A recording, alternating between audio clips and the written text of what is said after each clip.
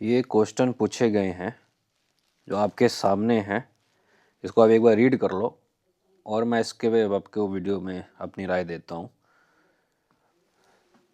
पहला क्वेश्चन है भाई कि कैसे फीमेल को रिलेशनशिप में रॉयल और कमिटेड करें अपने से। देखो यार, बात यहाँ पर ना, अब ये क्वेश्चन कैसे फीमेल को रिलेशनशिप में रॉयल एंड कमिट करें। देखो यार, रॉयल्टी और कमिटमेंट की बात जब आती है ना भाई, आपको मेक श्योर करना पड़ेगा कि आपको उसको देने के लिए बहुत कुछ हो। मोस्टली मैं अपने एक्सपीरियंस के बाद से हिसाब से बात कर रहा हूँ, क्योंकि रॉयल्टी कमिटमेंट वहाँ पे जाकर ख़त्म हो जाती है जब आप एक नल्ले टाइप के बंदे हो जाओ, या फिर आप उसको इग्नोर करना स्टार्ट कर दो, या फिर आप उसको इमोशनल सपोर्ट करना बंद कर दो। In the sense, as a man to man मैं बात करने चाहता हूँ कि जब तक आप चाहते हो कि आप उसके साथ रह रहे हो, कंफर्टेबली फिजिकली बना रहे हो, बट एक टाइम पर आपका मन भर जाता है, या फिर आपको लगता है कि यार वो रोज रोज रोज वही चीज़ करते करते आप बोर हो चुके हो, और आप उसको नए प्लेस पे नहीं घुमा रहे हो या फिर बाहर लेके नहीं जा रहे हो उसको, एक आपने ये समझा कि हाँ जस्ट एक टाइम पर जो था वो अब ख़त्म हो चुका है और मेरे को बस वही चीज़ करने के लिए इसको साथ में रखना है, तो डेफिनेटली यार रॉयल्टी वहाँ पर ख़त्म होनी स्टार्ट हो जाती है और कमिटमेंट भी ख़त्म हो जाती है। अब ऐसा नहीं है कि पुराने टाइम के बंदिश वाले शादियाँ होती थी तो लोग सोचते थे कि हाँ लड़कियाँ हमारे पास रहेंगी, रॉयल होकर रहेंगी। नहीं भाई, अनटिल अनलेस आपके पास उसका कोई एक ऐसा चीज़ ना पता हो जिससे वो घबराए या फिर डरे, या तो आपका नेचर घबराने वाला होना चाहिए, डरने वाला होना चाहिए। इन द सेंस मतलब कि अगर आपको जस्ट रॉयल और रॉयल्टी के पास रखना है तो आपका एक किस्म से ऐसा बिहेवियर होना चाहिए, ऐसा नेचर होना चाहिए कि उसको डर हो कि अगर मैं कुछ गलत करती हूँ या फिर कुछ चीज़ें मैं उनके बिना पूछे मैं करती हूँ तो उनको कैसा लगेगा, वो डर होना चाहिए। अगर वो डर आप नहीं दे सकते तो सिंपल सी बात है भाई, पैसा खूब कमाओ, घुमाओ फिराओ, ऐश कराओ, इमोशनल सपोर्ट भी दो साथ में, तो वो आपके साथ लॉन्ग टर्म के लिए रहेगी। क्योंकि सबसे ज़्यादा गेम इमोशनल स्पोर्ट्स का ही है। ये जो बेस्ट फ्रेंड्स होते हैं ये क्यों यूज़ कर लेते हैं बड़े आराम से, क्योंकि ये पहले इमोशनल सपोर्ट के सहारे वो उनकी ज़िंदगी में एंटर करते हैं। मान लो कि आप जस्ट यूज़ कर रहे हो और बस प्यार के नाम पर आप वो कर रहे हो सब कुछ, ठीक है। बाद में वो एक टाइम पर अपने अंदर की इमोशन जाहिर करने के लिए किसी को तो बोलेगी ना, अगर आप नहीं सुनोगे तो, और किसी को बोलेगी तो वो फिर अपना इमोशनल सपोर्ट देते देते सब कुछ करेगा भाई। तो सबसे पहली बात, अगर आपका रुतबा बहुत अच्छा है, आप माचो मैन की तरह रहते हो, डर है, तो भाई वो तो पहले से ही रॉयल रहेगी क्योंकि उसको मजबूरी है, रहना पड़ेगा। बट आप उस टाइप के नहीं हो, आपकी सिचुएशन अलग है, या फिर आप मॉडर्न लड़की से शादी कर लेते हो, तो भाई आपको इमोशनल सपोर्ट भी साथ में देना पड़ेगा, खूब घुमाना पड़ेगा, पैसा खिलाना पड़ेगा, सारी ख्वाहिशें पूरी करते रहो, कहीं नहीं जाएगी भाई। ठीक है। Second question, if female ask you you have girlfriend, हाँ बोले खाओ मेरी कसम, क्या समझे इसको, she is a red flag और ग्रीन फ्लैग। देखो इसमें क्या हम रेड फ्लैग और ग्रीन फ्लैग बोल सकते हैं भाई।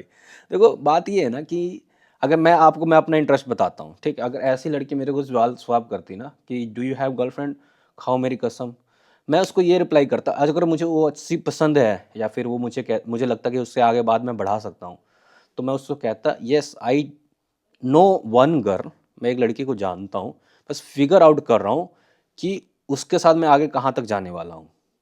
बस ये बात बोल के साइलेंस हो जाओ।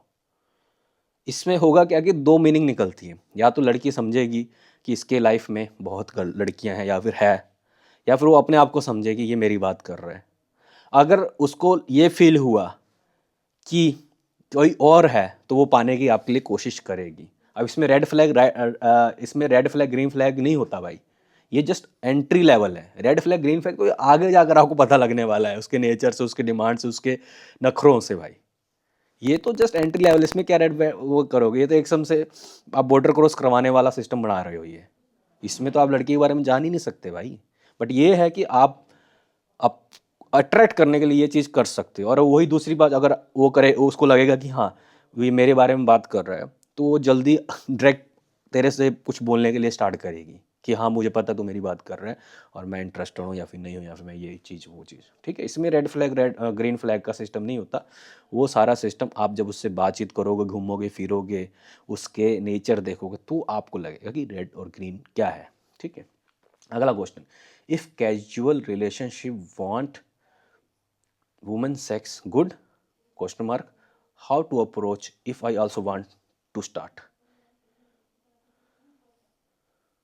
Yes it's good man. अगर कैजुअल रिलेशनशिप है और वो सिर्फ सेक्स मांग रही है या फिर आपको भी सिर्फ वही चाहिए और आपके अंदर म्यूचुअल अंडरस्टैंडिंग है, इससे बेहतर कुछ हो ही नहीं सकता भाई।